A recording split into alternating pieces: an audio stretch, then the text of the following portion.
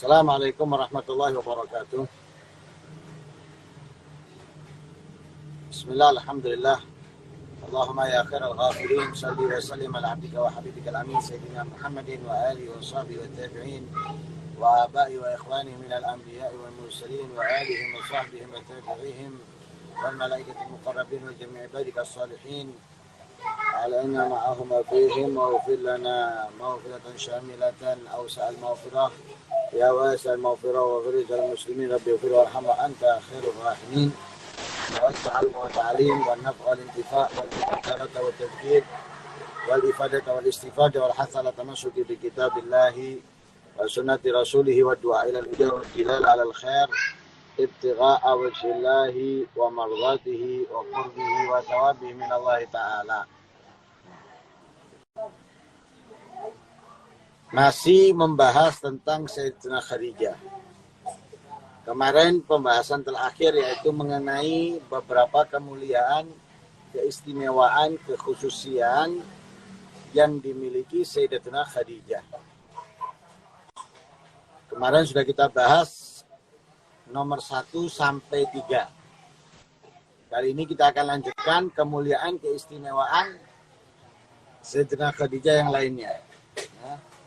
Yaitu kasratu sana'in Nabi sallallahu alaihi wasallam wa dzikrihi wa hubbihi laha radhiyallahu ta'ala anha. Nabi banyak dan sering memuji Sayyidatina Khadijah, menyebut, mengingat Sayyidatina Khadijah, dan cintanya kepada Sayyidatina Khadijah lebih besar, lebih banyak daripada ke istri-istri yang lainnya. Jadi Nabi sangat mencintai Sayyidatina Khadijah melebihi istri-istri lainnya. Dan tidak jarang, bahkan sering, Nabi menceritakan, memuji Sayyidatina Khadijah radhiyallahu ta'ala anha.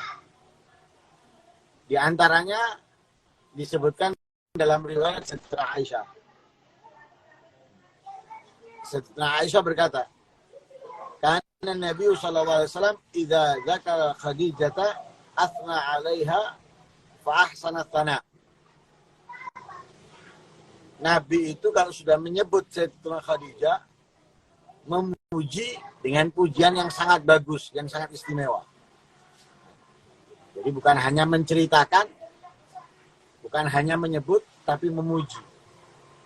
Ketika memuji, bukan asal memuji, tapi dengan pujian yang sangat istimewa. Pujian yang sangat baik. Lalu Sayyidatina Aisyah berkata, "Faghirtu yauman." Pada suatu ketika, pada suatu hari, aku cemburu. Wajar kan? Seorang istri cemburu kepada suaminya. Bukan cemburu berarti hal yang buruk. Tapi bagaimana Rasulullah memuji Sayyidatina Aisyah, Sayyidatina Khadijah dengan pujian yang sangat indah, yang sangat baik. Tentunya Sayyidatina Aisyah ingin, tapi itu membuat gejolak dalam hatinya. Sehingga beliau mengatakan, "Faghirtu yauman," pada suatu hari, karena seringnya Rasulullah memuji, menyebut Sayyidatina Khadijah, aku cemburu. Lalu Sayyidatina Aisyah berkata kepada Rasulullah, "Jat abdalakallahu azza wa jal biha khairan minha." Katanya Sayyidatina Aisyah, Allah telah menggantikan untukmu seorang perempuan yang lebih baik daripada Khadijah. Ini perkataan Sayyidatina Aisyah kepada Rasulullah. Katanya Rasulullah, ma abdalani Allahu azza wa jal khairan minha. Katanya Rasulullah, Allah tidak menggantikan sebaik Khadijah atau yang lebih baik dari Khadijah untukku. Jadi Allah tidak menggantikan untukku seorang perempuan yang lebih baik dari Khadijah. Apa alasan Rasulullah mengatakan bahwa Khadijah itu terbaik daripada istri-istrinya? Tentunya bukan tanpa alasan, bukan hanya karena istri pertama atau cinta pertamanya Rasulullah, tidak. Tapi memiliki beberapa alasan. Di antaranya, Gat amanat bi id kafara bin nas.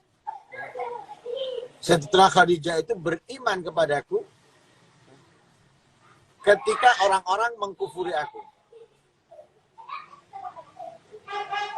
Ketika orang-orang tidak mempercayai Nabi, mendustakan Nabi, Sayyidatuna Khadijah beriman kepada Nabi. Apa yang dibawa oleh Rasulullah dari berita kabar dipercaya sama Sayyidatuna Khadijah. Di saat orang mengkufuri, saat orang mendustakan Nabi, Sayyidatuna Khadijah mempercayainya. Yang kedua, wasadaqatni id kadzabani nas. Yang pertama, beriman kepadaku ketika orang-orang mengkufuriku. Mempercayaiku ketika orang-orang mendustakanku. Wa wasatni bimaliha id haramaniyan nas. Yang ketiga, membantu aku dengan hartanya ketika orang-orang tidak mau membantuku. Nabi berdakwah, mengajarkan Islam, menjalankan apa yang diperintahkan oleh Allah Subhanahu wa taala. Nah, terkadang dalam dakwah itu membutuhkan biaya. Lah, di situ Sayyidatuna Khadijah mengorbankan apa yang dimilikinya. Yang dimiliki dikorbankan daripada hartanya. Karena itu Imamul Busiri dalam Qasidah Mubariyahnya beliau mengatakan apa? Tentang Sayyidatuna Khadijah, allati badalat amwalaha li Rasulillah yantasiru. Sayyidatuna Khadijah itu yang telah mengorbankan hartanya membantu menolong Rasul sallallahu alaihi wasallam dalam dakwanya. Itu yang ketiga. Nah, yang keempat, wa razaqani Allah azza wa jalla waladaha id haramani auladan nisa. Khadijah itu memberikan kepadaku anak ketika Allah tidak memberikan kepadaku daripada istri-istri yang lain. Istriku yang memiliki anak hanya dari Sayyidatuna Khadijah, sedangkan istri-istri yang lain tidak memiliki anak dariku. Jadi ada beberapa kelebihan yang dimiliki oleh Sayyidatuna Khadijah. Itu yang keempat.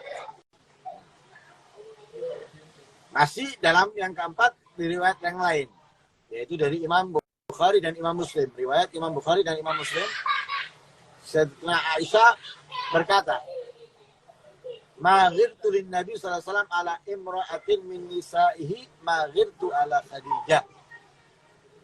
Katanya Sayyidatuna Aisyah, aku enggak pernah cemburu kepada istri-istri Nabi yang lain seperti cemburuku kepada Sayyidatuna Khadijah. Jadi kalau istri yang lain, Sayyidatuna Aisyah nyantai, enggak cemburu kepada mereka semuanya. Tapi kepada Sayyidatuna Khadijah cemburu, bahkan sangat cemburu. Alasannya, kenapa kok sangat cemburu?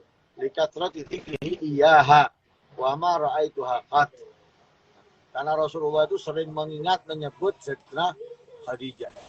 Jadi dikit-dikit Sayyidatuna Khadijah, dikit-dikit Sayyidatuna Khadijah, menceritakan tentang Sayyidatuna Khadijah. Ya. Akhirnya Sayyidatuna Aisyah cemburu. Ya.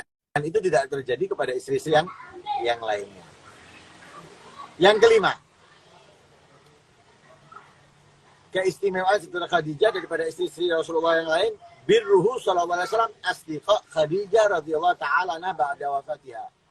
Rasulullah itu perhatian dan selalu berbuat baik kepada sahabat-sahabat Sayyidatuna Khadijah setelah meninggalnya Sayyidatuna Khadijah. Jadi semua yang dikenal Sayyidatuna Khadijah, semua yang berteman dengan Sayyidatuna Khadijah, setelah meninggalnya Sayyidatuna Khadijah, Rasulullah berbuat baik kepada mereka. Rasulullah perhatian kepada mereka. Sehingga diceritakan dari Sayyidatuna Aisyah, Rasulullah itu pernah menyembelih kambing. Setelah menyembelih kambing, dipotong-potong. Lalu dibagikan kepada teman-teman atau sahabat-sahabatnya Sayyidatuna Khadijah. Setelah Khadijah sudah meninggal ini. Tapi perhatian Rasulullah kepada teman-teman Sayyidatuna Khadijah itu terus. Sehingga memotong kambing, ya, setelah menyembelih kambing dipotong-potong dibagikan kepada mereka, istri-istri Sayyidatuna Khadijah.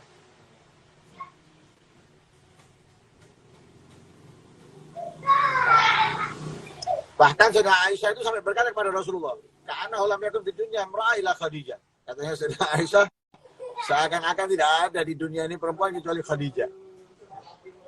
Sampai seperti itu Sayyidah Aisyah. Seakan-akan tidak ada perempuan di dunia ini kecuali Khadijah. Akhirnya Rasulullah mengatakan, "Innaha kanat wa kanat." Akhirnya Rasulullah menyebutkan beberapa kemuliaan, keistimewaan, kelebihan Sayyidah Khadijah. Bahwa Sayyidah Khadijah bahwa melakukan ini, melakukan itu, dan ini, dan itu, dan lain sebagainya. Wa kana li minha walad, dan Sayyidah Khadijah, dan aku mendapatkan anak darinya. Sehingga ada cerita lain juga.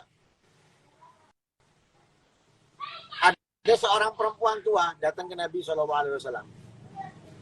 Saat itu Rasulullah di waktu gilir di rumahnya Sayyidah Aisyah. Nah, di waktu gilir di rumahnya Sayyidah Aisyah. Rasulullah bertanya kepada si perempuan itu, "Man anti?" Siapa kamu?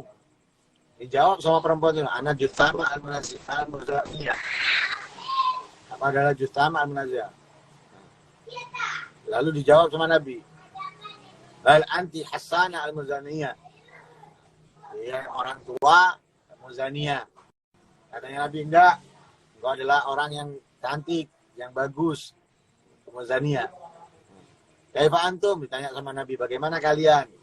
Ya, bagaimana keadaan kalian? Ya, bagaimana kalian setelah kita, setelah kami?"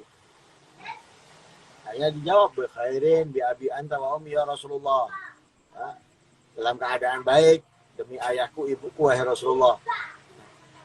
Ketika perempuan itu keluar, pergi meninggalkan Nabi, Sayyidah Aisyah bertanya kepada Rasulullah, "Ya Rasulullah,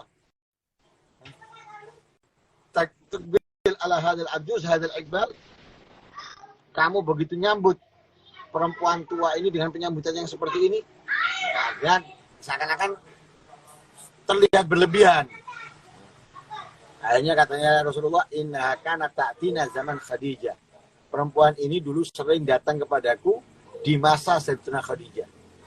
Jadi di saat Sayyidatina Khadijah masih hidup, perempuan ini sering datang padaku. Wa inna hasanal ahad minal iman. Lihat. Begitu perhatiannya Rasulullah kepada setiap seseorang yang pernah ditemui Nabi bersama Sayyidatina Khadijah. Lah, Sayyidatina Khadijah ini wafat sebelum hijrah 3 tahun. Menurut pendapat yang sahih. Pada tanggal 10 Ramadan, usia beliau kurang lebih 65 tahun. Dimakamkan di Hajun, dan Nabi SAW masuk ke liang lahatnya, dan saat itu belum ada syariat salat jenazah. Jadi nggak disolati karena belum ada salat disyariatkannya salat jenazah.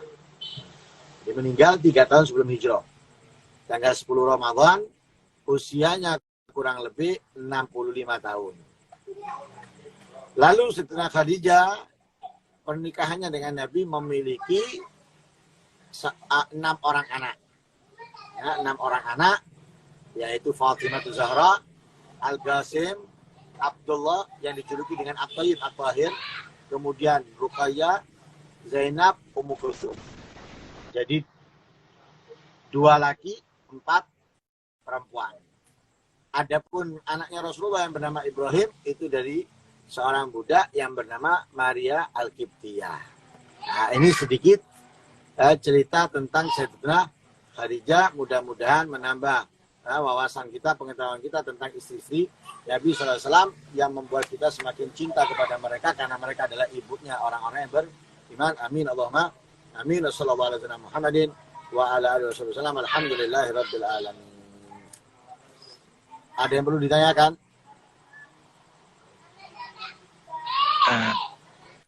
Mohon bertanya Ustaz, apakah ada amalan untuk mendapatkan istri soleha? Amalannya itu cari calon mertua keluarga yang baik-baik. Itu amalannya. Sambil diiringi terus berdoa agar menemukan jodoh yang solihah. Tentunya di akhir zaman ini sangat sulit. Sangat sulit. Ini yang tanya jomblo juga apa sama yang di atasnya itu Thalib juga. Ada yang lain? Mohon bertanya Ustadz, kalau untuk seperti kita pribadi itu kan sudah berkeluarga, kemudian kalau yang masih mencari calon-calon istri itu kemudian masih bisa ikhtiar ya. Tapi kalau kita yang sudah berkeluarga, bagaimana kiat-kiat untuk menjadikan istri supaya solehah paling tidak menuju ke arah seperti Sayyidah Khadijah, dari kitanya sendiri atau dari istri itu sendiri, Ustaz? Mohon penjelasan. Yang semuanya dari paling utama dari suami.